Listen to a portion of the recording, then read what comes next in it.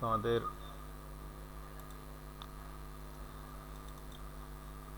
গত ক্লাসে বলছিলাম ম্যাক্সিমাল পয়েন্টটা দেখার জন্য। ওখানে আমি উইকিপিডিয়ার পেজ থেকে তোমাদেরকে একটা উদাহরণ দেখাই। তোমরা শুনতে পাচ্ছ? জি স্যার। আচ্ছা, স্ক্রিন দেখা যাচ্ছে? দেখা যাচ্ছে স্যার। আচ্ছা, এই যে এখানে একটা উদাহরণ ওরা দিল যে একটা সেট এস, তার মধ্যে কিছু সেট আছে। তো এখানে আমি পার্শিয়াল অর্ডার মানে কম্প্যারিজন করার যে স্ট্রাকচারটা আছে সেটা হচ্ছে গিয়ে তোমার সেট ইনক্লুশন, মানে সাবসেট হওয়া সাপেক্ষে আমি কম্প্যারিজন করব।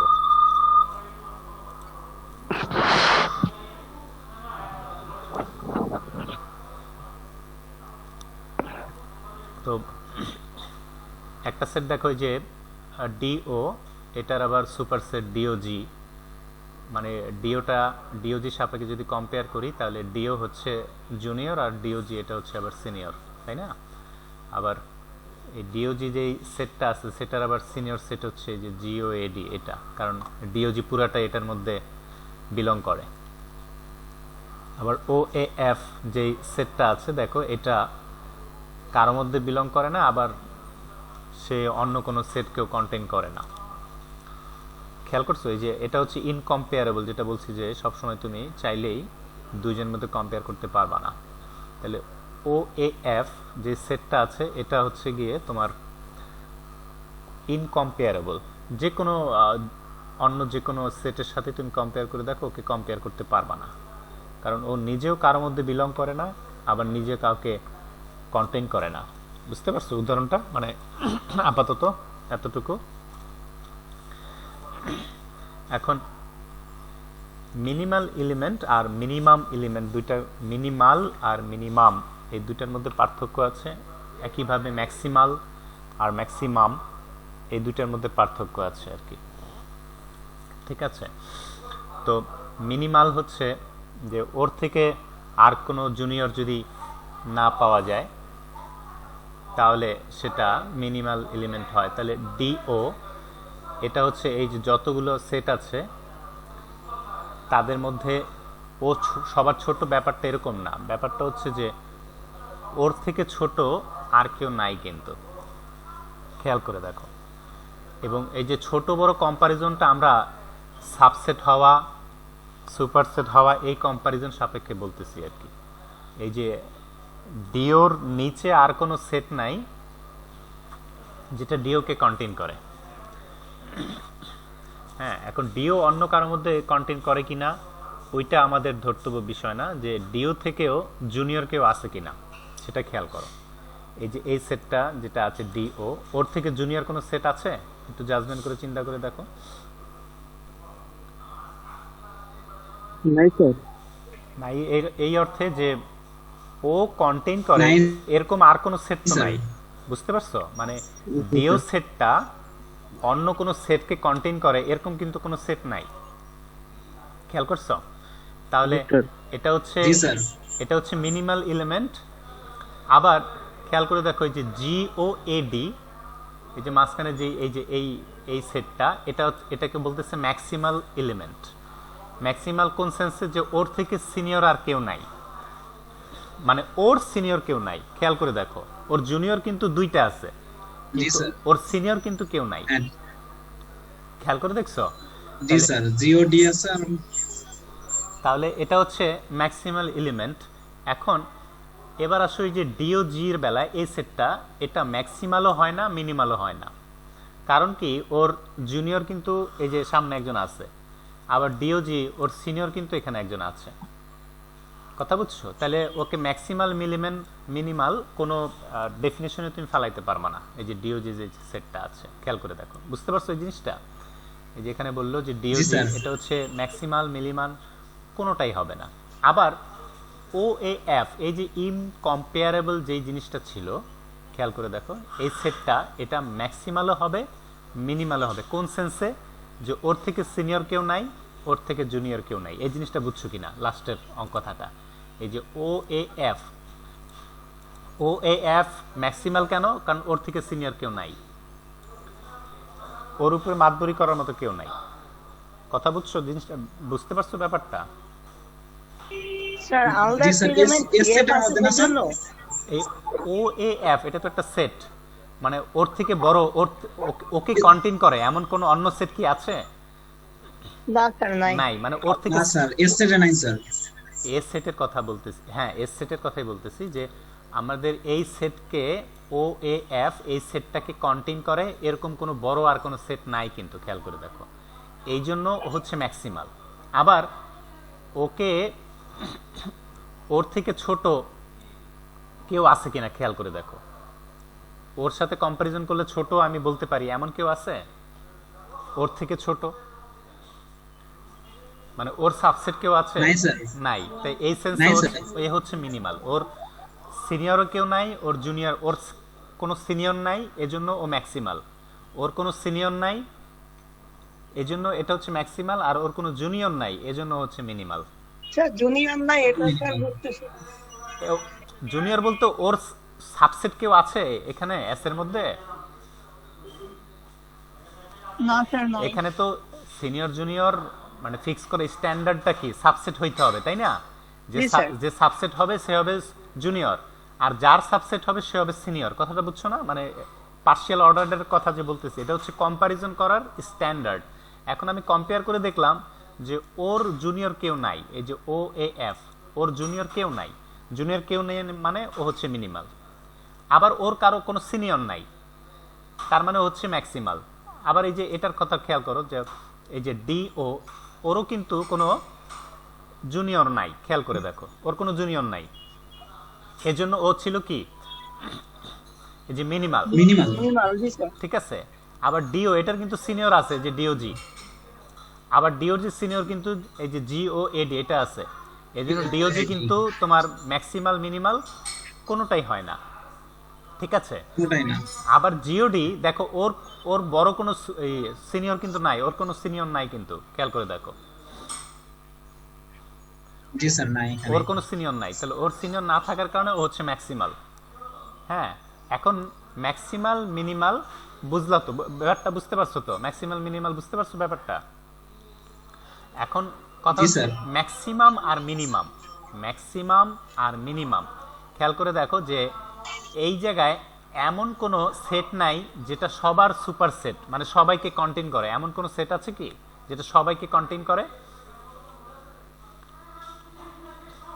সবাইকে কন্টেইন করে এমন নাই। তার মানে এখানে কোনো ম্যাক্সিমাম এলিমেন্ট নাই, ম্যাক্সিমাম এলিমেন্ট নাই। ম্যাক্সিমাম আর ম্যাক্সিমাল পার্থক্য আছে। ম্যাক্সিমাম হইতে হলে সবার থেকে সিনিয়র হইতে হবে, সবার থেকে ইন্ডিভিজুয়ালি প্রত্যেকের সাথে কম্পেয়ার করে সিনিয়র হইতে হবে, সেরকম কিন্তু কেউ নাই এখানে। ব্যাপারটা বুঝছো? আবার ঠিক জি একই, স্যার বুঝতে পারছি। আবার একইভাবে তুমি জুনিয়রের কথা বলো, এমন কেউ আছে কি যে সবার জুনিয়র? এমন কেউ কি আছে? না না, জিও দুইজনের না জুনিয়র, স্যার নাই স্যার, কারণ সাবজেক্ট কেউ নাই। কিন্তু ওই যে ওই লাস্টেরটার জুনিয়র তো ডিও না, ডিও কিন্তু সবার জুনিয়র না। ঠিক আছে, এজন্য এখানে কোনো মিনিমাম এলিমেন্ট নাই। যদি এমন কেউ থাকতো সেটা মিনিমাম হইতো। তাহলে ম্যাক্সিমাম ম্যাক্সিমাল, মিনিমাম মিনিমাল, পার্থক্য বুঝতে পারছো এগুলোর? জি স্যার বুঝতে পারছি। আর একটা উদাহরণ দেই এখানে, তোমরা এটা ওয়েবসাইটে খুব সুন্দর একটা অঙ্ক দিয়ে ওরা বুঝাইছে। যেমন ধরো এ একটা সেট দেখতে পাচ্ছ স্ক্রিনে তোমরা? জি স্যার দেখতে পাচ্ছি। এ সেটের মধ্যে যে 2 3 4 5 8 10 12 24 30 পর্যন্ত আমি নিলাম। এখানে পার্শিয়াল অর্ডারটা হচ্ছে ডিভিজিবিলিটি, মানে ভাগ করে কিনা। যে ভাগ করে সে হচ্ছে গিয়ে তোমার জুনিয়র, যে ভাগ হয় সে হচ্ছে সিনিয়র। স্ট্যান্ডার্ড বুঝতে পারছো? যেমন 2 হচ্ছে 4-এর জুনিয়র, কারণ 2 4-কে ভাগ করে, 4 2 দ্বারা ভাগ হয়, এজন্য 4 হচ্ছে 2-এর সিনিয়র। কম্পারিজন বুঝতে পারছো? জি জি, স্যার স্যার। বুঝতে পারছি। আবার 4-এর সিনিয়র হচ্ছে 8, কারণ 4 8-কে ভাগ করে, 8 4 দ্বারা ভাগ হয়। আবার 8 আর 10-এর মধ্যে কে সিনিয়র কে জুনিয়র বলো তো? 8 আর 10-এর মধ্যে? আর 8 আর 10 তো কেউ কাউকে দিয়ে ভাগ হয় না। তাহলে 8 আর 10 হচ্ছে ইনকম্পেয়ারেবল, তাদের মধ্যে সিনিয়র জুনিয়র কম্পারিজন করা যাবে না। জি স্যার ব্যাপারটা বুঝতে পারছো? জি স্যার আবার এই যে 10-12 এর ক্ষেত্রে এখানেও কিন্তু এরা দুজন কম্পারিজন কম্পারিজন হয় করা না স্যার যাবে না। আবার 12-24 এই দুজনের মধ্যে কম্পেয়ার করা যাবে। 12 জি হচ্ছে স্যার 12 হচ্ছে জুনিয়র, junior। 24 12 হচ্ছে হচ্ছে সিনিয়র। মিনিমাল আর 24 হচ্ছে ম্যাক্সিমাম আচ্ছা, এখন আমরা একটা একটা করে বের করি যে এই সেটের মধ্যে ম্যাক্সিমাল এলিমেন্ট কে কে আছে।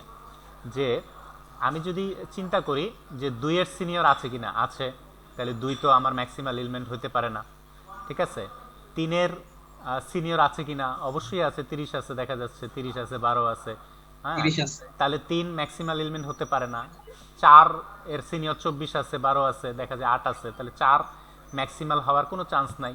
5 এর ক্ষেত্রে দেখো 5ও ম্যাক্সিমাল হইতে পারবে না, কারণ 5 এর সিনিয়র কিন্তু 30 30 আছে। আছে ঠিক আছে। 8 এর কথাও বলতে পারো, 8 সিনিয়র মানে ওই যে 8 এর সিনিয়র কিন্তু 24 আছে। বুঝতে পারছো? 24 তাহলে 24 ম্যাক্সিমাল হওয়ার কোনো চান্স নাই। 10 এর ম্যাক্সিমাল হওয়ার চান্স নাই, কারণ 10 এর সিনিয়র 30 আছে। ব্যাপারটা বুঝছো? 12 সিনিয়র কি? 24 আর 30 হবে। তাহলে 24 এর কিন্তু কোনো সিনিয়র নাই, খেয়াল করে দেখো। ব্যাপারটা বুঝছো? জি স্যার 24 এর কোনো সিনিয়র নাই, 30 এরও কোনো সিনিয়র নাই, ইমিডিয়েট সিনিয়র কিন্তু আর কেউ নাই। তাহলে এখানে ম্যাক্সিমাল এলিমেন্ট হচ্ছে দুইটা, 24 আর 30। 24 আর 30 24 আর 30। কথা বুঝছো? তাহলে সাধারণত ম্যাক্সিমাল মিনিমাল এলিমেন্টগুলো এগুলো সাধারণত ইনকম্পেয়ারেবল হওয়ার সম্ভাবনা বেশি থাকে, কারণ 24 আর 30 এদের মধ্যে যদি আবার কম্পারিজন করা যায় তাহলে দুইজন ম্যাক্সিমাল কিন্তু পসিবল হইতো না। কথাটা বুঝতে পারছো? জি স্যার আব্দুল সালাম মিউট করো, আব্দুল সালাম মিউট করো।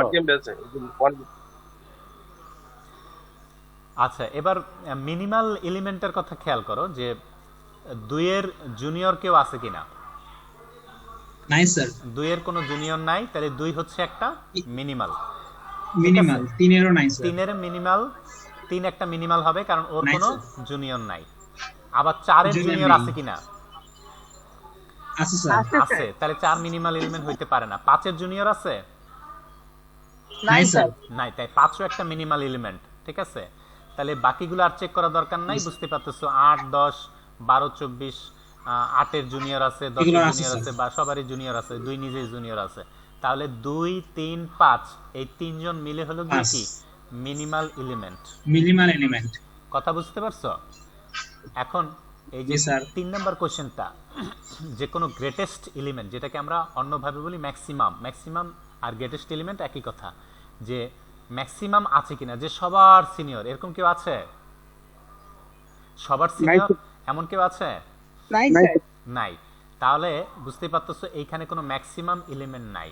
তোমার কাছে মনে হতো 30 সবার বড়, আসলে ওই সেন্সে বড় না। আমি এখানে বড় ছোটর কিন্তু একটা কম্পারিজন স্ট্যান্ডার্ড ধরে দিছি তোমাকে, সেটা সাপেক্ষে চিন্তা করতে হবে যে সবার সাপেক্ষে সিনিয়র এমন কেউ নাই।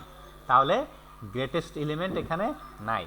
তো এখানে বুঝবা গ্রেটেস্ট এলিমেন্ট থাকলে সেটা একটাই হবে। ম্যাক্সিমাল একাধিক হতে পারে, কিন্তু ম্যাক্সিমাম একজনই হবে। পার্থক্য বুঝছো? জি স্যার আবার মিনিমাল একাধিক হতে পারে, কিন্তু মিনিমাম একজনই হবে। তো লিস্ট এলিমেন্ট কোনটা খেয়াল করো। সবার জুনিয়র কে এখানে? সবার জুনিয়র বলতে কেউ আছে এখানে? নাই স্যার। না স্যার মনে হচ্ছে যে 2 হচ্ছে সবার ছোট, আসলে এরকম না। 3 এর ছোট কিন্তু 3 2 আছে না। 5 আছে হ্যাঁ, 3 এর সাথে 2 এর কম্পারিজন চলবে না, 5 এর কম্পারিজন চলবে না। তাহলে Comparison চলবে হ্যাঁ, না। 2 এর মানে এমন কেউ নাই যে সবার থেকে কম্পারিজন করে ছোট আসবে, এমন কেউ নাই। তার মানে লিস্ট এলিমেন্ট এখানে নাই। নাই কথা বুঝতে পারছো? এবার একটা সাবসেট চিন্তা জি, করো, স্যার। মানে এ সেটের একটা সাবসেট নিলাম 8, 12, 8, 12। তাহলে এটার আপার বাউন্ড কি কি আছে? আপার বাউন্ড বলতে তোমাকে মূল সেটের মধ্যে এমন কাউকে খুঁজে বের করতে হবে যেন ওই সেটের সবার থেকে সিনিয়র হয়। দেখো 8 এবং 12 দুইজনের থেকে সিনিয়র কেউ আছে? 4, 30, তার 24 আছে স্যার 20, একমাত্র 24 আছে না? 24 আছে। হ্যাঁ, 30 তো ডিভিজিবল না, সরি স্যার।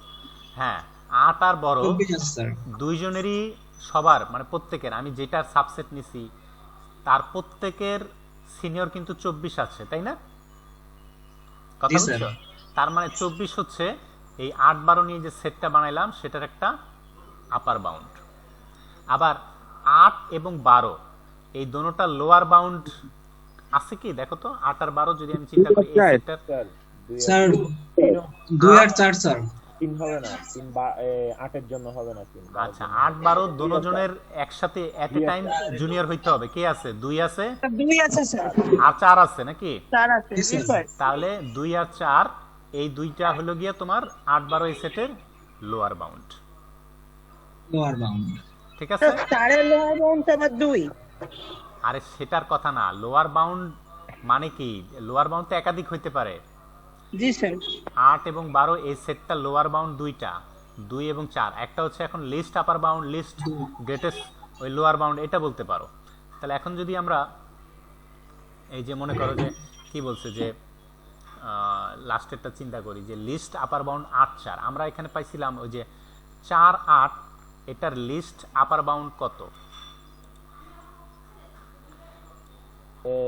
4 8 এর মধ্যে 4ই লিস্ট আপার বাউন্ড, কারণ 4 এর চেয়ে 4 হবে স্যার। সেটের মধ্যে নাই, এজন্য লিস্ট আপার বাউন্ড তো তোমার মূল সেটের বাইরে পসিবল, সমস্যা নাই, ওটা সমস্যা নাই। তাহলে স্যার 2 হবে। জি স্যার 2 হবে। না না না, এখানে তোমার এই যে আপার বাউন্ড 4 আর 8 এর আপার বাউন্ড কি কি আছে? আমরা 4 আর 8 মিলে যে সেটটা নিলাম তার স্যার, আপার 24 বাউন্ড কি কি আছে? স্যার 24। 24 আছে স্যার। 24 আছে না? জি স্যার। জি স্যার। এটার আপার বাউন্ড 24। আচ্ছা 24 হলে লিস্ট আপার বাউন্ড 4 বললো কেন এখানে? তাহলে upper bound the smallest element of upper bounds and 8 আর 24, একটা আছে 8 আর 24। 4ই তো হবে স্যার। না না না না না, অন্যগুলো তো সেটের বাইরে স্যার। লিস্ট আপার বাউন্ড তো স্যার মানে তো যেটা আছে সেটা না স্যার সেটের মধ্যে, এখানে তো 4ই আছে সেটের মধ্যে। পোস্টেই থাকতে হবে তো। এখানে গ্রেটেস্ট লোয়ার বাউন্ড, এখানে দুইটাই একটু ভুল, আমার মনে হয় এখানে একটু ভুল আছে এই জায়গায় সম্ভবত। 4 আর 8 এর আপার বাউন্ড হচ্ছে কি কি আমি বলি তোমাকে।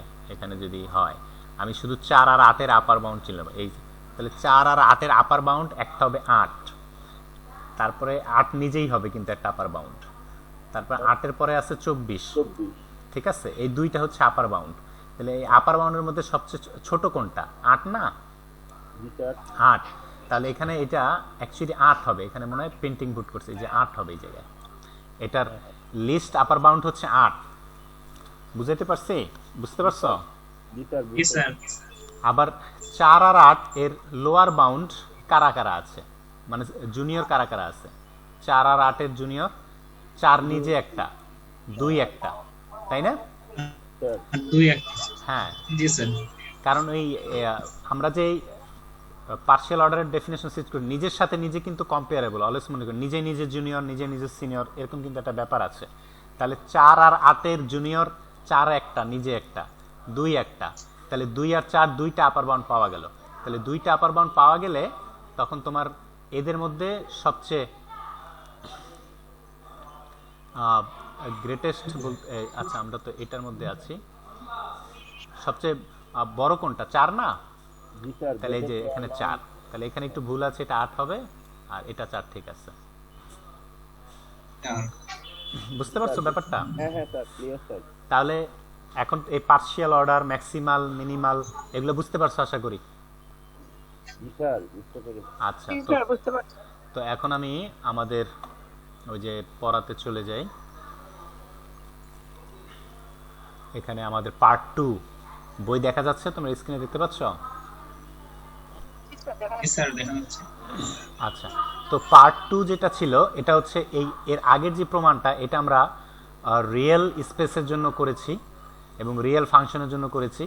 তো ফাংশনটা মানে ফাংশনাল, এটা যদি কমপ্লেক্স ফাংশনাল হয় তাহলে সেটার একটা প্রমাণ দেওয়া আছে। তো বাই চান্স যদি পরীক্ষায় আসে তোমাদের এই কমপ্লেক্স পার্টটা দিতে হবে না, কারণ এমনিতে অনেক বড়, তোমরা বলবা যে মানে শুরুতে বলে আসবে যে আমরা শুধু রিয়েল কেসটা প্রমাণ করে যাচ্ছি আর কি, ঠিক আছে?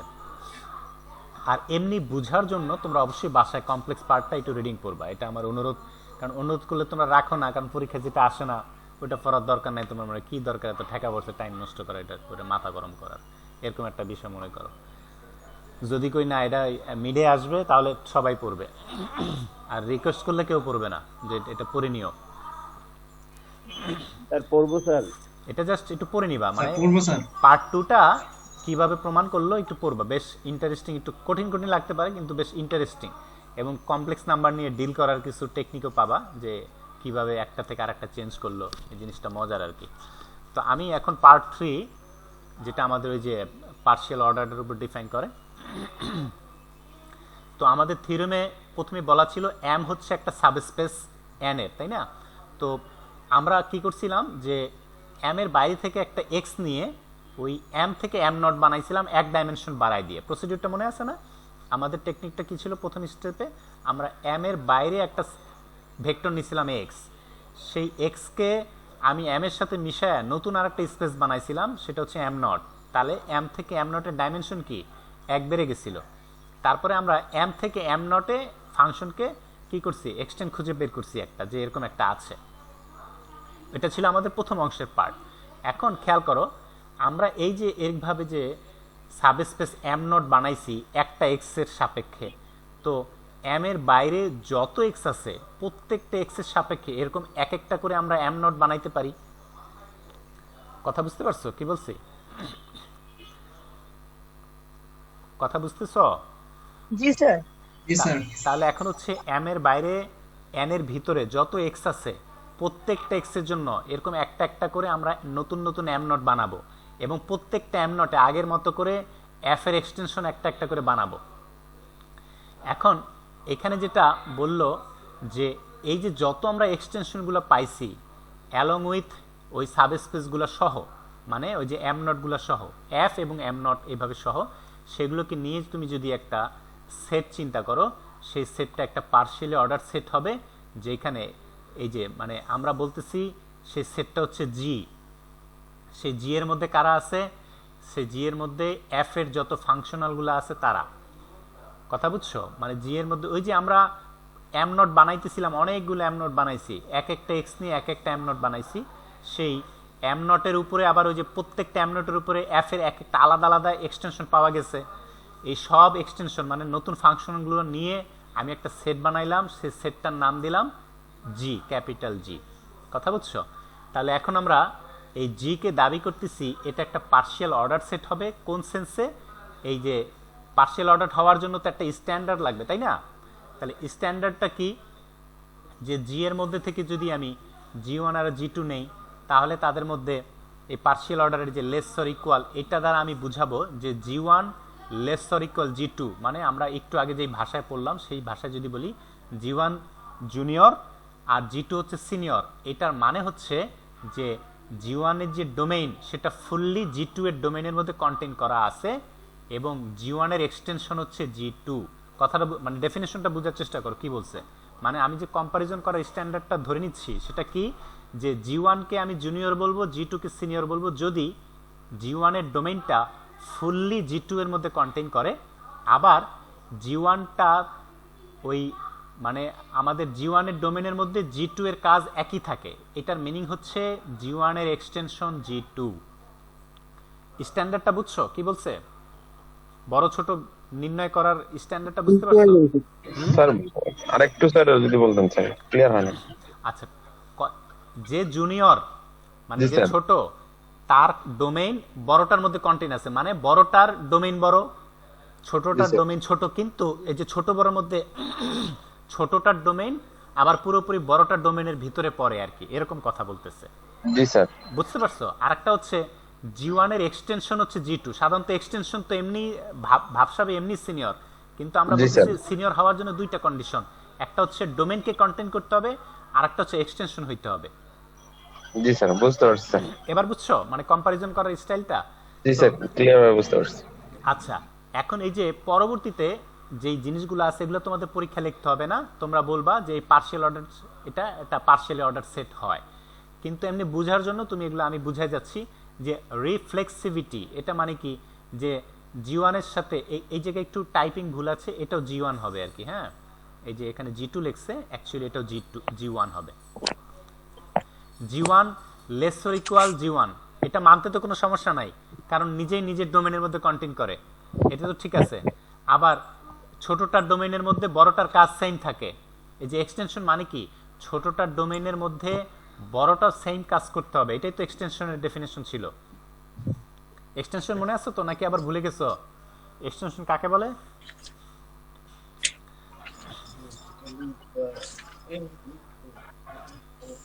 হ্যালো, স্যার একবার যদি মনে বলতেন আছে স্যার, স্যার? আমি তো জানি না। তোমাদেরকে এক্সটেনশন কি ভুলে গেছো? এক্সটেনশনের না, ডেফিনেশন না। কি ছিল? না স্যার, ওই যে নর্ম দিয়ে যেটা বুঝাইছিলেন আবার যে নর্মের মধ্যে গেছে। এক্সটেনশনের সাথে নর্মের কোনো সম্পর্ক নাই তো। স্যার ওই যে বুঝাইছিলেন না স্যার, নর্ম অফ F1 আর নর্ম অফ F2 দিয়ে এক্সটেনশন, ওটা না, ওটা না, ওটা না। এক্সটেনশন মানে হচ্ছে আমি ছোট এলাকায় একজনের একটা কাজ করতে পারে। ওই যে ক্রিকেটারের এখন উদাহরণ এখন আমি দিচ্ছিলেন। বললাম যে সেম কাজ করতে পারে ওই এলাকাতে, লোকালি সেম কাজ করতে পারে এরকম, কিন্তু লোক হচ্ছে গ্লোবাল। এক্সটেনশন কাকে বলতেছি? যে লোকালি কাজ করতে দিলে সেম কাজ করতে পারবে, কিন্তু মানুষ হচ্ছে গ্লোবাল। জি স্যার, ওই যে লোকাল জি, টিম স্যার। আর জাতীয় টিমের কথা player বুঝছো? দিয়ে বুঝাইছিলেন। তাহলে এই যে এখানে যেটা বলতেছে যে G1 ছোট G2 বড়, এটা মানে হচ্ছে G1 এর ডোমেইন G2 এর মধ্যে কন্টেইন হয়, আবার G1 এর সব কাজ G2 করে দিতে পারবে G1 এর ডোমেইনের মধ্যে। জি স্যার, কথা বুঝছো? এই যে এই জায়গাটা বোঝার চেষ্টা করে যে এক্সটেনশনের ডেফিনেশনটা কিন্তু এই জায়গায়। এই যে G1 এর সব কাজ G2 করতে পারবে ওই G1 এর এলাকার মধ্যে। যাকে আমি জাতীয় টিম থেকে নিয়ে আসছি সে লোকাল মাঠেও সেম পারফরমেন্স দিতে পারবে। জি স্যার। কথা বুঝছো? আচ্ছা। বুঝতে পারছো? তাহলে এখন এই যে রিফ্লেক্সিভিটি নিজের সাথে নিজে কম্পেয়ারেবল হইতে হবে। G1 less or equal G1, এখানে কিন্তু টাইপিং ভুল আছে, আবার বলতেছি এটা কিন্তু G1 হবে। G1 less or equal G1, এটা মানতে তো কারো কোনো সমস্যা নাই, মানে এই মানতে হবে কিন্তু এই ডেফিনেশন দিয়ে। কারণ বলতেছে কি নিজের জি, ডোমেইন, স্যার। ওই একটা ডোমেইন আরেকটার মধ্যে কন্টেন্ট হতে হবে। তো নিজের ডোমেইন তো নিজের মধ্যে কন্টেন্ট হয়, আবার নিজের ডোমেইনের তো নিজের কাজের সাথে নিজের কাজ মিলবেই। তো সুতরাং G1 এর সাথে G1 কম্পেয়ারেবল, তাহলে রিফ্লেক্সিভ প্রপার্টি স্যাটিসফাই করে। কথা বুঝছো? জি স্যার, বুঝতে পারছি। এখন অ্যান্টিসিমেট্রি কি বলে? যে G1 লেস ওয়ার G2, আবার G2 less or equal G1, মানে G1 বলতেছি জুনিয়র G2 কে সিনিয়র দাবি করতেছি, আবার বলতেছি না G2 সিনিয়র আবার G1 জুনিয়র এরকম দাবি করতেছি। তাহলে আমাদের লাস্টের রেজাল্ট কি দাঁড়াইতে হবে? যে আসলে দুইজনে কি সমান। সমান। তাই এখন এই যে একজন। আমরা দুজনেই যদি একজন। প্রথম জিনিসটা কম্পেয়ার করি, এই যে G1 থেকে G2 এর জিনিস মানে কি G1 এর ডোমেইনটা ফুললি G2 এর মধ্যে আছে, আবার G2 G1 এর সব কাজ করে দিতে পারবে G1 এর এলাকায়। ঠিক আছে? জি, এই যে স্যার। এখানে বলছে, আবার বলতেছে স্যার এই যে মেথডটা স্যার দিচ্ছেন স্যার, এই মেথডটা কি স্যার কন্ট্রাডিকশন টাইপ মেথড নাকি স্যার? না না, এখানে কোনো কন্ট্রাডিকশনের কিছু নাই। মানে ধরে নিয়েছেন তারপরে আবার আবার ধরে last- নিছি কি ধরে নিছি? এই যে sir let G1 less than equal তাহলে G2। এই যে গত ক্লাসে আমি কি বুঝাইলাম, যে আমি একটা সেট আছে, সেই জি, সেটের স্যার। মধ্যে বড় ছোট কম্পেয়ার করার জন্য আমি একটা স্ট্যান্ডার্ড দাঁড় করাবো। সেটাকে জি, যদি স্যার, জি, স্যার। তিনটা প্রপার্টি স্যাটিসফাই করে তখন সেটাকে বলবো পার্শিয়াল অর্ডার। জি স্যার, বুঝতে পারছি। আর এই অর্ডারটা সহকারে সেটটাকে বলবো পার্শিয়ালি অর্ডার সেট, পোসেট। হ্যাঁ স্যার। তাহলে এখানে আমি একটা স্ট্যান্ডার্ড ছোট বড় ধার্য করা একটা স্ট্যান্ডার্ড দাঁড় করাইছি। এখন স্ট্যান্ডার্ড দাঁড় করাইলেই তো হবে না, সেটা পার্শিয়াল অর্ডার হওয়ার জন্য তিনটা প্রপার্টি তো স্যাটিসফাই করে আসতে হবে। তার মধ্যে জি, স্যার। প্রথমটা হচ্ছে রিফ্লেক্সিভ, নিজের সাথে নিজে কম্পেয়ারেবল হইতে হবে। ঠিক আছে? আবার বথ সাইড স্যার। থেকে কম্পেয়ারেবল হলে অ্যাকচুয়ালি তারা একই জিনিস, মানে আলাদা আলাদা ফাংশন কখনোই দুই সাইড থেকে কম্পেয়ারেবল হওয়া পসিবল না। এটাই মিনি অ্যান্টিসেমিট্রির এটাই বলতেছে। আচ্ছা, এখন যেটা বুঝাচ্ছি, এই যে প্রথম কথাটা দিয়ে বুঝো যে G1 এর ডোমেইন G2 এর ভিতরে পড়ে, আবার G2 G1 এর সব কাজ করতে পারবে G1 এর পারে। এলাকার মধ্যে করে দিয়ে আসতে পারবে। আর এইখানে কি বলতেছে যে G2 G2 এর ডোমেইন G1 এর মধ্যে পড়ে, আবার G1 G2 এর সব কাজ করে দিতে পারবে G2 এর এক এলাকার মধ্যে। তো অবভিয়াসলি তাদের ডোমেইন সম্পূর্ণ মিলতে হবে এবং প্রত্যেকটা ডোমেইনের প্রত্যেকটা পয়েন্টে তাদের কার্যকারিতা মিলতে হবে। তার মানে G1 আর G2 আসলে একই ফাংশন হইতে হবে, ডিফারেন্ট ফাংশন হওয়ার কোনো চান্স নাই। একটু বোঝার চেষ্টা করো ব্যাপারটা, এখানে যেগুলো বললো একটু বোঝার চেষ্টা করো, যে লজিক দিয়ে বুঝো যে কথাটা ঠিক আছে কিনা। মানে আমি যেটা সেট করছি, এখানে বলতেছি G1 এর ডোমেইন G2 এর মধ্যে, আবার এখানে বলতেছি G2 এর ডোমেইন G1 এর মধ্যে। তার মানে কি দুই ডোমেইন সেম হওয়া ছাড়া তো পসিবল না। কথা বুঝতে পারছো? জি স্যার, বুঝতে পারছি। তাহলে এটা হচ্ছে ডোমেনের অংশ। আর একটা হচ্ছে কি কার্যকারিতা। এখানে বলতেছি জি2 এর সব কাজ জি1 করে দিতে পারবে জি1 এর ডোমেনের মধ্যে, আর এখানে বলতেছি জি1 জি2 এর সব কাজ করতে পারবে জি2 এর ডোমেনের মধ্যে। তার মানে নিজ নিজ ডোমেনের মধ্যে এই দুইজনের কার্যকারিতাকে সেম, আবার দুইজনের ডোমেনও সেম। তার মানে ডোমেনও সেম, তাদের কাজও সেম। তার মানে দুইটা ফাংশন আসলে একই। বুঝতে পারছো নাকি মাথা মতো গরম হয়ে গেছে? না স্যার, মানে বলতে চাচ্ছেন এই দ্বিতীয় অ্যান্টিসিমেট্রিটা হবে যদি দুইজন আসলে সেম হয়। সেম হয়, সেম হলে তো মানে কিন্তু স্যার আমরা তো এমনি আগে ধরছি যে আসলে হচ্ছে ওই অর্ডার অনুযায়ী হচ্ছে জি1 এর ডোমেইনটা ছোট, জি2 এর ডোমেইনটা একটু বড়। হ্যাঁ বাবা ঠিক আছে, তো আমি অ্যান্টিসিমেট্রি মানে কি যে বলতেছি জি1 ছোট জি2 বড়, আবার এখানে অ্যান্টিসিমেট্রি মানে হচ্ছে ছোট বড় দুই পাশ থেকে হওয়া পসিবল না। জি স্যার, এটা তো গতকালকেও বুঝাইছিলাম। হ্যাঁ ওই জিনিসটাই, তার মানে ছোট বড় দুই পাশ থেকে যদি পসিবল হবে, যদি সে আসলে ইউনিক একটাই ভেক্টর বা একটা এলিমেন্ট হয়, তার মানে জি1 আর জি2 আসলে সেম। আমি তো সেটা পোসেটের ডেফিনেশন দিয়ে তোমাদেরকে বুঝতে বলতেছি না, বলতেছি আমি যে স্ট্যান্ডার্ড ধরছি সেই স্ট্যান্ডার্ডের সাপেক্ষে চিন্তা করো যে জি1 আর জি2 আসলে এক হয় কিনা, সেম টু সেম হয় কিনা। আমাদের এখানে বলতেছে জি1 এর ডোমেইন জি2 এর ভিতরে, আবার এখানে বলতেছি জি2 এর ডোমেইন জি1 এর ভিতরে, তাহলে ডোমেইন মিলতে হবে, সেম টু সেম ডোমেইন হইতে হবে, এছাড়া তো পসিবল না। কথা বুঝছো? আবার এক্সটেনশনের প্রপার্টি অনুযায়ী জি2 হচ্ছে জি1 এর এক্সটেনশন, আবার এখানে বলতেছি জি1 হচ্ছে জি2 এর এক্সটেনশন। তার মানে এই দুইটা সেম হওয়া ছাড়া এই কাহিনী তো পসিবল না। তাহলে জি1 আর জি2 কি সমান, তাদের ডোমেইনও সমান, কাজও সমান, তার মানে জি1 আর জি2 অ্যাকচুয়ালি সমান, একই ভেক্টর। কথা বুঝতে পারছো? জি স্যার। আচ্ছা, তাহলে অ্যান্টিসিমেট্রিক শেষ। এখন ট্রানজিবিলিটি সহজ। এখানে আমি ধরে নিচ্ছি যে জি1 হচ্ছে জি2 এর জুনিয়র, আবার বলতেছি জি2 হচ্ছে জি3 এর জুনিয়র, তার মানে অবভিয়াসলি জি1টা জি3 এর জুনিয়র হবে। এটাও বোঝা খুব সহজ। এখানে আমি কি বলতেছি জি1 এর ডোমেইন জি2 এর মধ্যে পড়ে, আবার এখানে বলতেছি জি2 এর ডোমেইন জি3 এর মধ্যে পড়ে, তাহলে অবভিয়াসলি জি1 এর ডোমেইন জি3 এর ভিতরে পড়বে, জি3 এর ডোমেইনের মধ্যে পড়বে। এটা মানতে তো কোনো সমস্যা নাই। না স্যার, এটা মানতে কোনো। আচ্ছা, এখন বলতেছি জি2 এর সব কাজ মানে সরি জি1 এর সব কাজ জি2 করতে পারে জি1 এর এলাকায়। এক্সটেনশনের বৈশিষ্ট্য যেটা, জি1 এর সকল কাজ জি2 করে দিতে পারবে জি1 এর এলাকায়। জি স্যার। হ্যাঁ, জি2 কিন্তু গ্লোবাল আর জি1 কিন্তু লোকাল, ওই সেন্সে আর কি। মানে জি2 বাইরে থেকে এসে ওর এলাকায় ওর সমস্ত কাজ করে দিয়ে আসতে পারবে, সমস্যা নাই। আবার এখানে বলতেছি যে জি3 জি2 এর সব কাজ ওর এলাকায় করে দিয়ে আসতে পারবে। কথা বুঝছো? তাহলে এখন জি3 এর কাজের সাথে তো জি2 এর কাজের মিল আসবে, একটা একটা এলাকা পর্যন্ত ওর কাজের মিল আছে, সেই এলাকার মধ্যে তো জি1 এর এলাকাও আছে নাকি? বুঝতে পারছো ব্যাপারটা? বুঝছো? তাহলে জি3 কিন্তু জি1 এর সকল কাজও করে দিতে পারবে জি1 এর এলাকায় গিয়ে। ব্যাপারটা বোঝার চেষ্টা করো এক্সটেনশনের বৈশিষ্ট্য অনুযায়ী। আমি বলতেছি যে জি2 জি1 এর সব কাজ করতে পারে জি1 এর এলাকাতে গিয়ে। আবার এখানে বলতেছি জি3 জি2 এর সব কাজ করে দিতে পারবে জি2 এর এলাকায় গিয়ে। এখন জি2 এর এলাকার মধ্যে কি জি1 এর এলাকা ইনক্লুড আছে না?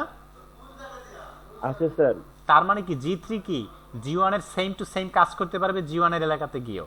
তার মানে জি1 এর একটা এক্সটেনশন হচ্ছে জি3।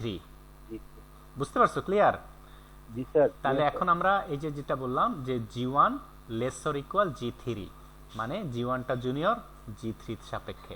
তাহলে দাস জি ইজ পার্শিয়ালি অর্ডার, মানে আমরা যেই স্ট্যান্ডার্ড ধার্য করছি ছোট বড় ঠিক করার, সেটা সাপেক্ষে জি একটা পোসেট হবে, পার্শিয়ালি অর্ডার সেট হবে। কথা বুঝতে পারছো? ক্লিয়ার? জি স্যার, যেহেতু তিনটা জিনিসই স্যাটিসফাই করে আসতেছে। হ্যাঁ, তো এখন যেটা এই পরীক্ষায় এই তিনটা জিনিস দেওয়ার দরকার নেই, তুমি জাস্ট বলবা যে we can show that G is a partially order set, একটু বলে আসলে চলবে আর কি, নাহলে এই প্রমাণ অনেক বড় হয়ে যাবে। তোমরা বলে আসলে হবে যে জি পার্শিয়ালি অর্ডার সেট হয়। এখন স্যার কেউ যদি দিয়ে ফেলে তাহলে তো কোনো সমস্যা নেই না স্যার? দিয়ে ফেললে কোনো সমস্যা নেই, তোমার যদি 10 মিনিট তুমি নষ্ট করতে চাও এখানে আই কিনতাম, বুঝো না? জি স্যার। ওইটা তোমার অবস্থা, তুমি ই করবা। অনেকে না বুঝে থিওরেম লেখে। গতবার এক পরীক্ষা মনে আছে, আমি থিওরেমের 2টা পার্ট আসলে পরীক্ষা দিছি, একটা পার্ট ওই মুখস্থ যে করা করছে, ফুল থিওরেম লেখা দিয়ে আসছে।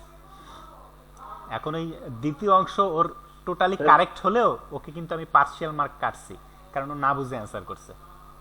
ও নো। কথা বুঝছো? থিওরেমের বড় দুইটা পার্ট আছে, আমি আসলে দ্বিতীয় পার্ট ওকে প্রমাণ করে দিতে পারছি। আমি প্রথম পার্ট নিজে স্বীকার করে নিছি, কোয়েশ্চেনের মধ্যে স্বীকার করে নিছি এটা হয়, তাহলে তুমি ওইটা প্রমাণ করো।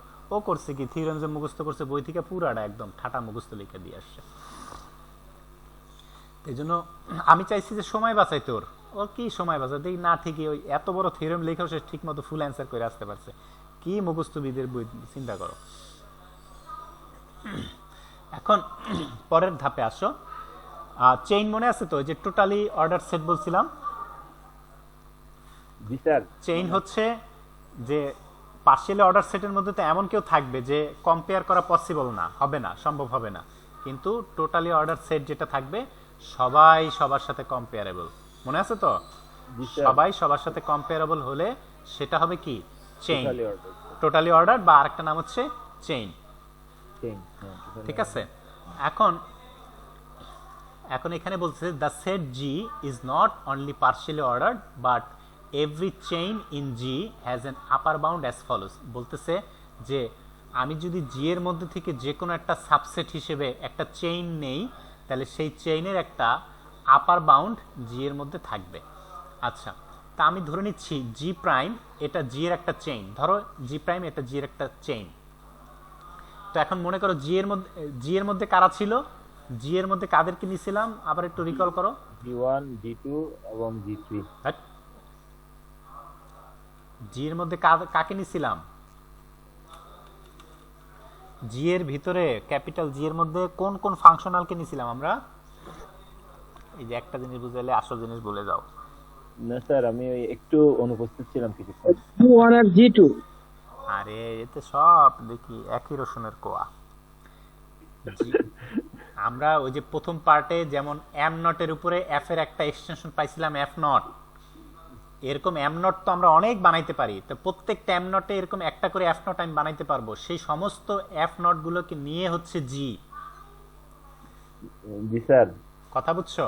আমাদের মূল থিওরেমে একটা এফ এর কথা বলা ছিল থিওরেমের স্টেটমেন্টে, যে এফ হচ্ছে এম এর উপর কাজ করবে এরকম একটা ফাংশনাল। আমরা আমাদের টার্গেট হচ্ছে ফুল স্পেসে তার একটা এক্সটেনশন খুঁজে পাওয়া, যেটার আবার কি নর্ম ঠিক থাকবে। এটা ছিল আমাদের মূল থিওরেমের স্টেটমেন্ট। কথা বুঝছো? তো সেই থিওরেমের স্টেটমেন্ট অনুযায়ী আমরা এম থেকে আগে এম নট ডেভেলপ করছিলাম। এম নট এক ডাইমেনশন বাড়াই দিয়ে আরেকটা স্পেস নিয়েছিলাম।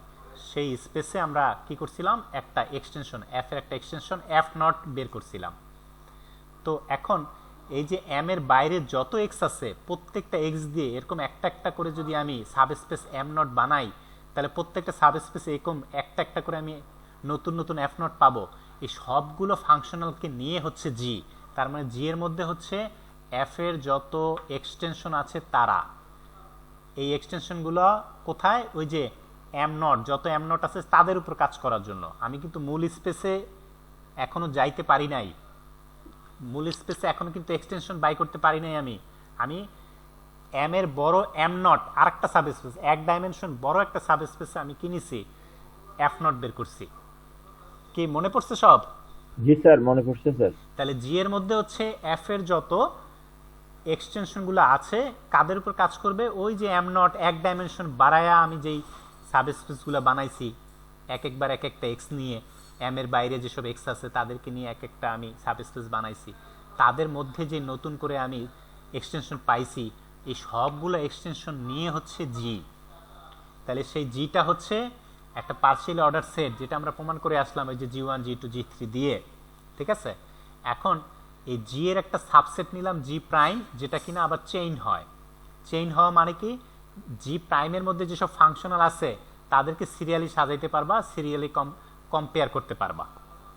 ক্লিয়ার? কথা বুঝছো তো? এখন এই যে জি প্রাইমের মধ্যে যেসব ফাংশনালগুলো আছে তাদের সবার ডোমেইনকে যদি আমি ইউনিয়ন নেই, তাদের সবার ডোমেইনকে যদি আমি ইউনিয়ন নেই, এই সেন্সে আমি যে এখন এই ডোমেইনকে কন্টেইন করার মতো আমার জি এর মধ্যে যে ফাংশনালটা আছে সেই জিটা কিন্তু এই জি প্রাইমের একটা আপার বাউন্ড হবে। ব্যাপারটা বুঝছো কিনা? মানে কথাটা বুঝাইতে পারছি? না স্যার, অনেক জটিল কথা স্যার। জটিল না, একটু একটু ঠান্ডা মাথায় বুঝো। আমি তো এখন আপার বাউন্ড খুঁজতেছি একটা, নাকি? আপার বাউন্ড, আবার মনে করো আপার বাউন্ড জিনিসটা কি ছিল।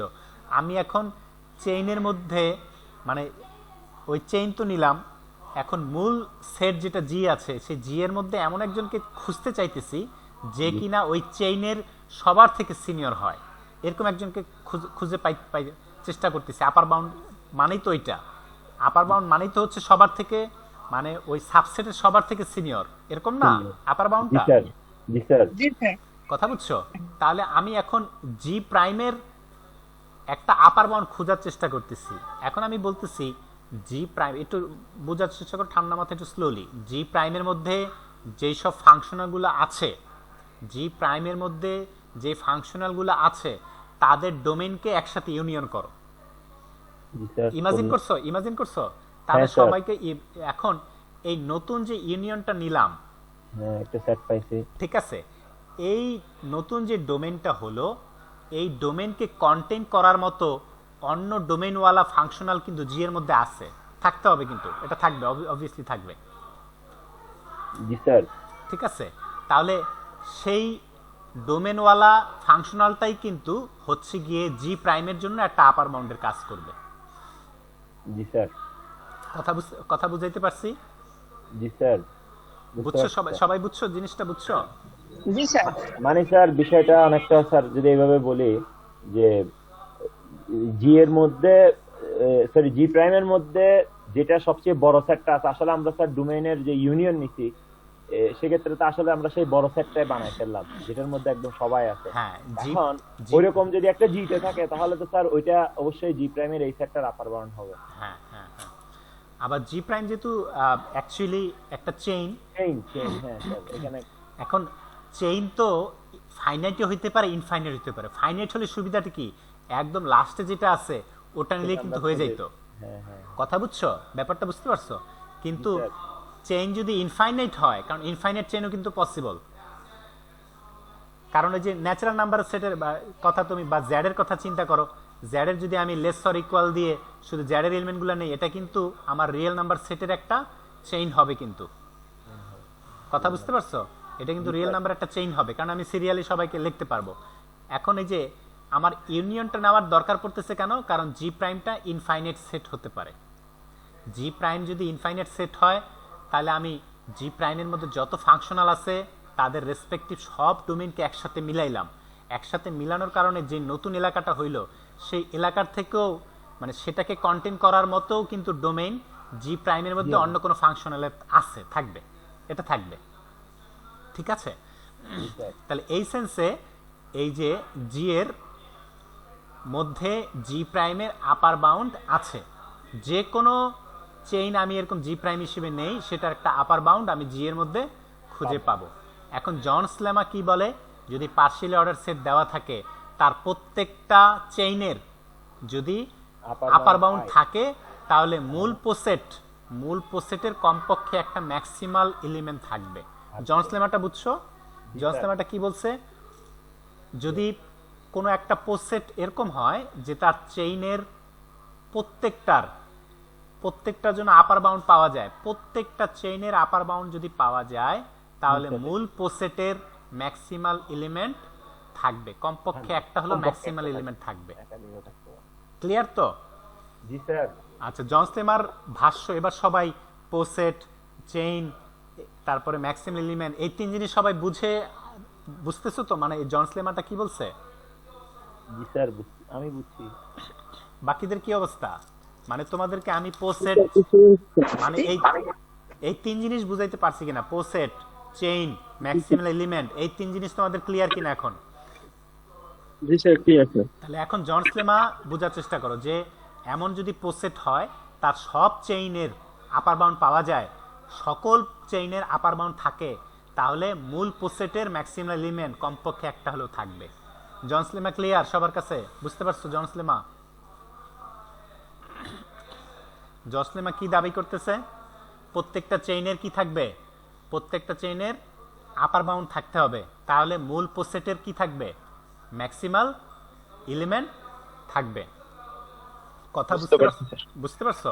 তো একটু আগে আমি দেখাইলাম জি এর যত ধরনের চেইন জি প্রাইম সম্ভব প্রত্যেকেরই আপার বাউন্ড খুঁজে পাওয়া যাবে, প্রত্যেকেরই আপার বাউন্ড খুঁজে পাওয়া যাবে। তাহলে আমাদের যে যে জি পোসেট আমরা নিয়েছিলাম সেটা কিন্তু জনস লেমা কি স্যাটিসফাই করতেছে। তাহলে এই জি এর মধ্যে এমন একটা ফাংশনাল থাকবে যেটা ম্যাক্সিমাল এলিমেন্ট হবে, এই জি এর মধ্যে এমন একটা ফাংশনাল থাকবে যেটা এই সেটের জন্য ম্যাক্সিমাল এলিমেন্টের কাজ করবে। জি স্যার, কমপক্ষে একটা থাকবে। ঠিক আছে, এখন আমরা দাবি করতেছি, খেয়াল করো, ওই ম্যাক্সিমাল এলিমেন্টের তো একটা ডোমেইনও আছে, কারণ এখানে কিন্তু শুধু ফাংশনাল একা আলোচনা আসবে না, তার ডোমেইন সহকারে আলোচনা আসবে। তাহলে আমরা যে ম্যাক্সিমাল ফাংশনালটা পাইলাম তার একটা ডোমেইন আছে না, একটা ডোমেইন তার সাথে আছে, এই ডোমেইনটাই মূল স্পেস এন হবে, এটা আমি দাবি করতেছি।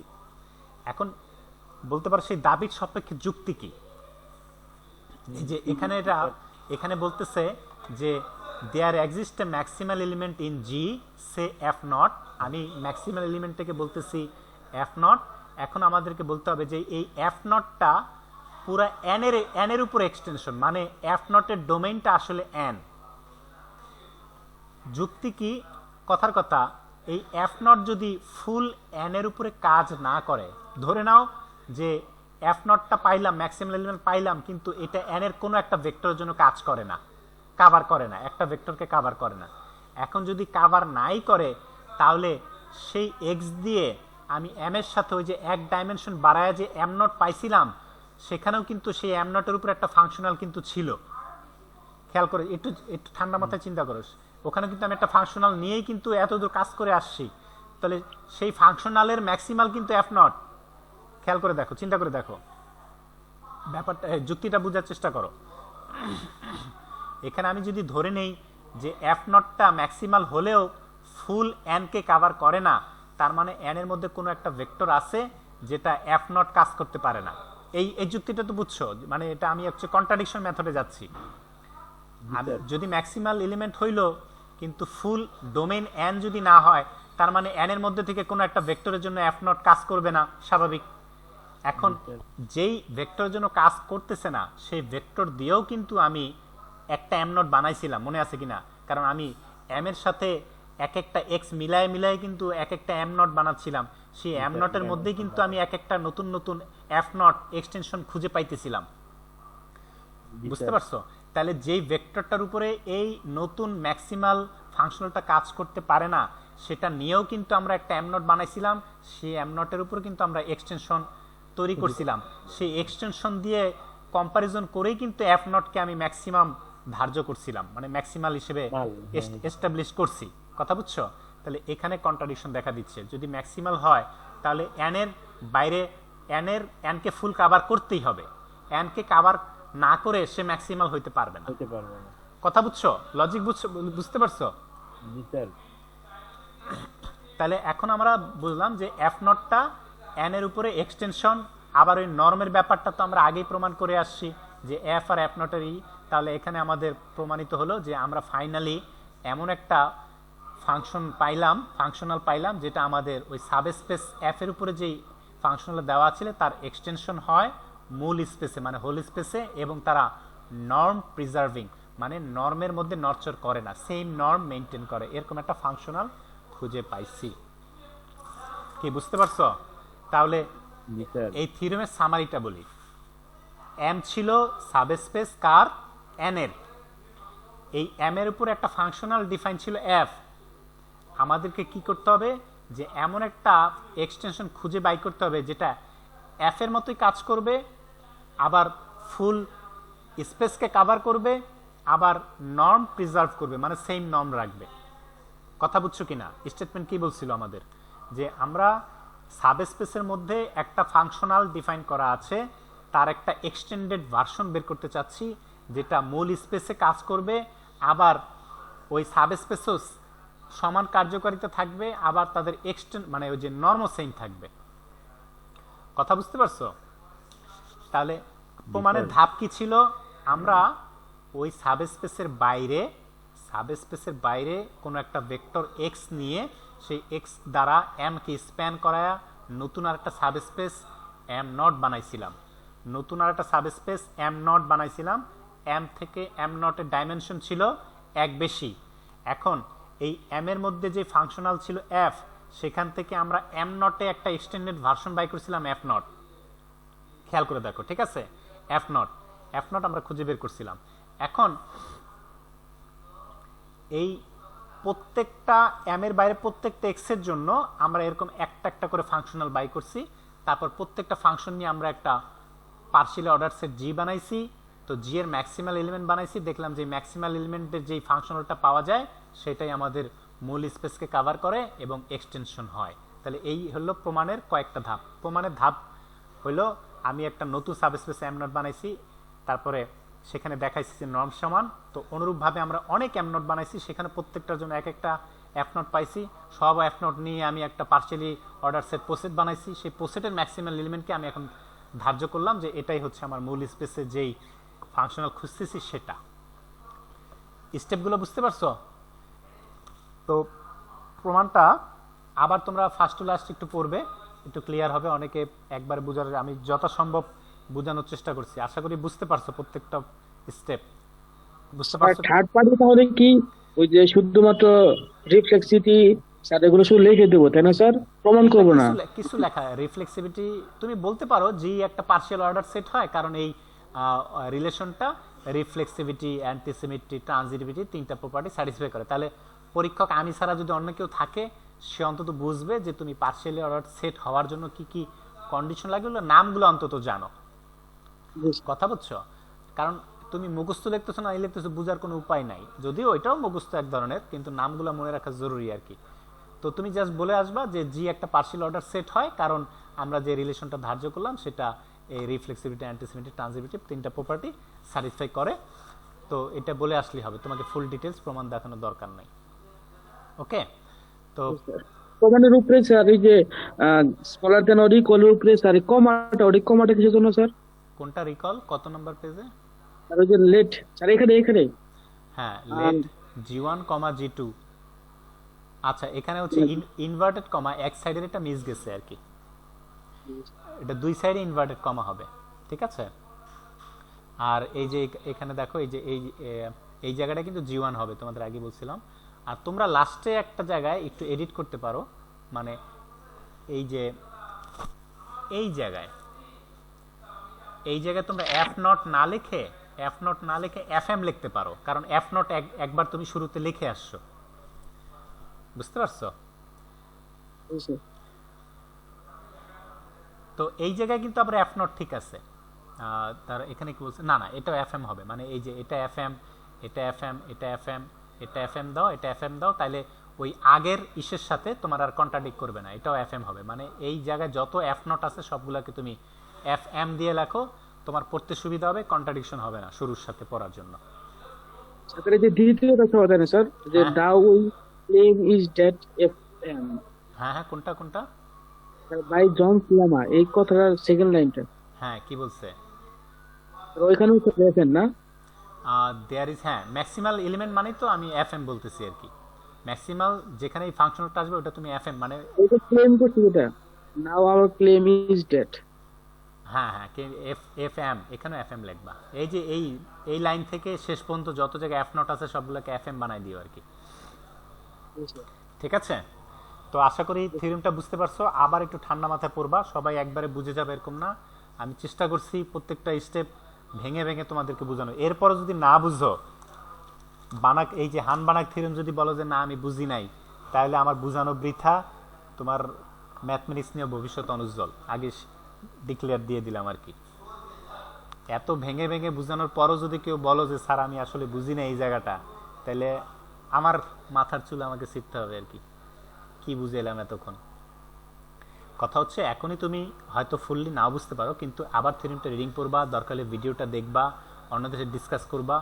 কেউ না বুঝলে যখন সম্ভব হলে আমার কাছে আসবা যে এখানে স্যার জিনিসটা আমি বুঝি না, আমার আবার বুঝান, আমি বুঝাই দেবো, সমস্যা নাই। ওকে? তো জি স্যার। হানবারগ থিওরেম আশা করি বুঝতে পারছো। তো সেটা এরকম না হয় বুঝলাম স্যার, কিন্তু এই যে ফার্স্ট ইয়ার থেকে স্যার ফোর্থ ইয়ার পর্যন্ত এতগুলো পড়া বুঝি নাই স্যার, সেগুলোর ক্ষেত্রে কি বলবেন? এটা বুঝো না, এখানে নিজের দোষ বেশি, সত্যি কথা যেটা। জি স্যার, এটা আমি মানি স্যার, এগুলা স্যার যে জন ক্লেমা পড়াশোনা কম করতে পারতাই স্যার। তো এই যে ম্যাক্সিমাল এলিমেন্ট মিনিমাল এলিমেন্ট এগুলা তোমাদেরকে বোঝানোর জন্য আমাকে আলাদাভাবে পড়তে হয়েছে, বুঝতে হয়েছে যে জিনিসগুলো আমি তোমাদেরকে বুঝাই যে জিনিসগুলো কি আসলে, বুঝছো? স্যার এর জন্য স্যার আমরা খুবই কৃতজ্ঞ স্যার। আমি এই জিনিসগুলো স্যার এই যে আমি জেনারেল টপোলজি পড়তেছিলাম কিছুদিন ধরে, তো ওইখানে স্যার আমি এগুলো পাইছি, কিন্তু স্যার বুঝতেছিলাম না কিছু আগে আমার। আমি কি একবার রিডিং করছি দেখি বুঝিই না, খুব মানে ফ্রাস্ট্রেটেড হয়ে গেছিলাম স্যার। এখন ওগুলো একদম ক্লিয়ার, মানে এখানে যা বুঝি না বুঝি ওইখানে স্যার যে যে জায়গার মধ্যে এগুলো অ্যাপ্লাই করছে বেশ অনেক জায়গায় অ্যাপ্লাই করছে স্যার। পার্শিয়াল অর্ডার, কোসেট, তারপরে সব স্যার ফাইনার সেট, কর্সার সেট, এগুলো তো স্যার এই জিনিসটা বলছিল, কিন্তু আমি তখন এগুলো বুঝিও নাই, কিছু বুঝি নাই। তোমাদের বলি, মানে আমি যখন ফাংশনাল অ্যানালাইসিস আমরা ক্লাসে পড়ছি আর কি, হ্যাঁ, তখন আমাদের যে স্যার ছিলেন, তো উনি হচ্ছে যে লেকচার ওই বোর্ডে খালি লিখে যাইতো, বলতো টুকটাক কথা বলতো, এটি বলতো, কিছু বুঝাইতো, আমরা খালি লেকচার তুলতাম, মাথা ঝাগাইতাম। এটা মানে আমি তোমাদেরকে এই যে ভেঙে ভেঙে যেই জিনিস, এই যে থিওরিটা বুঝাইছি প্রত্যেকটি স্টেপ বাই স্টেপ, এইভাবে আমি হানবারাক থিওরেম আমাকে কেউ বুঝায় নাই বা টিচারও বুঝায় নাই। তো এদিক দিয়ে তোমরা অন্তত লাকি। হ্যাঁ, আমি যতটুকু চেষ্টা করতেছি তোমাদেরকে প্রত্যেকটা জিনিস বোঝানোর চেষ্টা করতেছি আর কি। আর মনে করো ন্যাশনাল ভার্সিটির পোলাপানদের থেকে তোমরা পাবলিকের পোলাপান, বিশেষ করে জগন্নাথের পোলাপান অনেক লাকি। শুধু এখানেই না, মনে করো যে ঢাকার বাইরে যেসব ভার্সিটিগুলো আছে, একদম নতুন ভার্সিটিগুলোর কথা বলছি, রাজশাহী, চিটাগং, তারপরে এগুলোর কথা না, এগুলো বাদ দিয়ে চিন্তা, এরা কিন্তু আগে থেকেই বস, কারণ এদের সুদূর ইতিহাস আছে, কিন্তু এদের অনেক বস বস টিচার আছে অনেক আগে থেকেই। কিন্তু নতুন যেসব ভার্সিটি হয়েছে, এখানে কিন্তু মানসম্মত টিচার আসলেই নাই, এটা আমরা জানি, আমরা বুঝি আর কি। তো মনে করো এরকম ক্লাস একটা থিওরেম বোঝানোর মতো ওই জায়গায় ওদের টিচার আছে কিনা সন্দেহ। তো স্যার আমরা আসলে অনেক লাকি স্যার। এই যে যেগুলো স্যার এই যে লজিক্যাল পোয়েট্রি টাইপ কোর্স যেগুলো স্যার, মিজান স্যার আর আপনার কাছে যেগুলো পড়ছি, এগুলো আমরা লজিক গুলো বুঝছি বা বুঝতেছি লজিক গুলা, কিন্তু স্যার এরকম লজিক্যাল যে বেসিক সাবজেক্ট আর কয়েকটা যেগুলো স্যার মানে আমরা আনলাকি, এগুলো স্যার কি স্যার? এখন সবসময় আনলাকি দাবি করে লাভ নাই, অনেক কিছু নিজের গরজে বুঝে নিতে হবে। জি স্যার, এটাও সঠিক স্যার। ঠিক আছে, নিজের আখের নিজের গরজে বুঝে নিতে হবে, নাহলে কোনো লাভ হবে না। ওইটাই, ওই ন্যাশনাল ভার্সিটির অবস্থা খারাপ বলতেছি কেন, ওদের এমন অনেক কলেজ আছে দুইজন টিচার 3জন টিচার দিয়ে ডিপার্টমেন্ট। তো স্যার আমি তো স্যার সোহরাওয়ার্দী কলেজে স্যার কিছুদিন ম্যাথমেটিক্যাল নিয়েছিলাম স্যার। তো ওইখানে স্যার যিনি কোর্স টিচার, উনি স্যার লুপ থেকে শুরু করে উনি কিচ্ছু বুঝেন, উনি পরীক্ষা নিচ্ছে স্যার, কিন্তু উনি মানে কিভাবে নাম্বারিং করতেছে, উনি খাতা থেকে জাস্ট নাম্বারিং করে যাচ্ছে। আর ঢাকা ইউনিভার্সিটিতে একজন এক্সটার্নাল আসছিল, উনি আবার সেই বস, মানে বুঝাই যাচ্ছে উনি প্রশ্ন করার ক্ষেত্রে। তো 3জন এক্সামিনারের মধ্যে স্যার 2জন এক্সামিনারের ওনারা বিসিএস ক্যাডার, একজন জগন্নাথও ছিল কলেজ থাকা অবস্থায়, কিন্তু ওনারা লুপ মানে ম্যাথমেটিক্যাল এমও ওনারা আপডেট করে নাই নিজেদেরকে। আরেকটা হচ্ছে হয়তো নিজে স্টুডেন্ট থাকা অবস্থায় পড়ছে, কিন্তু পরবর্তীতে হয়তো আর ওই রিভিউ করে না, রিভিউ না করলেও ভুলে যাব। স্যার ম্যাথমেটিক্যাল আসছে এমনি কতদিন ধরে স্যার এই যে কোর্সগুলো যে আমরা করতেছি? ম্যাথমেটিক্স তো অনেক আগের কোর্স, আমরা নিজস্ব আমাদের স্যারদেরও কাছে ম্যাথমেটিকার গল্প শুনছি আর কি, তারা অনেক আগে থেকে আছে। তো সেটাই শোনা, এই জন্য পড়াশোনা একটু সিরিয়াস হও, বুঝলে জিনিসগুলো মজা লাগবে, না বুঝলে আসলে খুব বিরক্তিকর, না বুঝে মুখস্থ করা অনেক কষ্টকর, বুঝছো? জি স্যার। আমি এমনি একটু চেষ্টা করব অন্তত অন্য কোনো থিওরেম না হলে হানবানাক থিওরেমটা আমি নিজে একটু নোট ডাউন করব, এটা তোমাদেরকে দিব আর কি, যাতে স্টেপ বাই স্টেপ, কারণ এখানের প্রেজেন্টেশন কিছু ভালো আছে, আবার কিছু কথা অ্যাড করাও উচিত আছে। আমি সেগুলো আরেকটা জায়গায় দেখলাম আর কি, তো ওখানের প্রেজেন্টেশনটা আমার খুব ভালো লাগছে। ওই দুইটা মিলে আমি এই থিওরেমটা তোমাদেরকে পরবর্তীতে একটু টাইট করে দিব। আমি একটু ওই প্রজেক্টের কাজ নিয়ে একটু ব্যস্ত আছি, ওটা শেষ হলেই ওই থিওরেমটা আমি করবো আর কি। ওইটা থেকে তোমরা পড়ে আপাতত এটা বুঝে রাখো আর কি, ঠিক আছে? এখানে যা আছে সেটা বুঝে রাখো। তো তো ঠিক, হ্যাঁ বলো। আমাদের স্যার এই যে অতীতে স্যার যেগুলা ল্যাব করে আসছি ম্যাথমেটিক্স এর মধ্যে স্যার, বিশেষ করে ফরটান ম্যাথমেটিকা, আর এখন স্যার ম্যাথ ল্যাব করব বা করতেছি স্যার, তার মধ্যে মানে ফরটান স্যার পরবর্তীতে মাস্টার্সে বা আরো পরবর্তীতে স্যার গবেষণায় কেমন কাজে লাগবে স্যার? বিশেষ করে ফরটান 2 যেটা করে আসছে স্যার, বাইসেকশন মেথডটা, তো এটা তার অবস্থা বাইসেকশন মেথড এগুলো তো হচ্ছে তোমার পার্টিকুলার, তুমি এক্সাম্পল করতেছো। হ্যাঁ, পরের বার যেগুলা করছি আর কি স্যার, প্রথমবার যেটা করছিলাম স্যার আপনার কাছে করছিলাম, এগুলো লাগবে। এগুলো লাগবে। এগুলো তোমার রিসার্চ করতে গেলে, রিসার্চ পেপার করতে গেলে তখন তোমার এগুলো কাজ করতে মানে হবে। স্যার আমার প্রশ্নটা ছিল স্যার, ধরেন আমি ম্যাটল্যাব দিয়ে স্যার যে কোনো গবেষণা করতে পারবো না, বা হ্যাঁ mathematical- পারবে, কিন্তু প্রোগ্রামিং হয় সিতে করতে হবে, না পাইথনে করতে হবে, না ফরট্রানে করতে হবে, কিছু তো একটা। প্রোগ্রামিং এক জিনিস, আবার ওই যে তোমার Solution বের করা। ম্যাটল্যাব, ম্যাথমেটিক, এগুলোকে বলা হয় কম্পিউটার অ্যাডাপটিভ সিস্টেম, সংক্ষেপে বলে ক্যাস, CAS, ক্যাস বলে। ঠিক আছে, তো ক্যাস এক জিনিস আর প্রোগ্রামিং ল্যাঙ্গুয়েজ আর এক জিনিস। যদিও ম্যাথমেটিকাতেও প্রোগ্রামিং করা যায়, কিন্তু সেগুলো সব কভার করবে না তোমার। তুমি ম্যাটল্যাব নিজেও কিন্তু একটা প্রোগ্রামিং ল্যাঙ্গুয়েজ, কিন্তু সেটা দিয়ে কিন্তু তুমি জেনারেল প্রোগ্রামিং এর মতো সব কাজ করতে পারবা না, রেস্ট্রিক্ট মানে সীমাবদ্ধতা আছে আর কি। সীমাবদ্ধতা আছে। ঠিক আছে। কি স্যার, বুঝতে পারছি স্যার। তো এই দুইটাই লাগবে, একটা হচ্ছে ক্যাস আর একটা হচ্ছে প্রোগ্রামিং ল্যাঙ্গুয়েজ, দুইটাই তোমার জানা থাকা লাগবে। তো ঠিক আছে, আজকে এই পর্যন্তই। আল্লাহ হাফেজ, সবাই ভালো থাকে। স্যার আসসালামু আলাইকুম স্যার। ওয়ালাইকুম সালাম।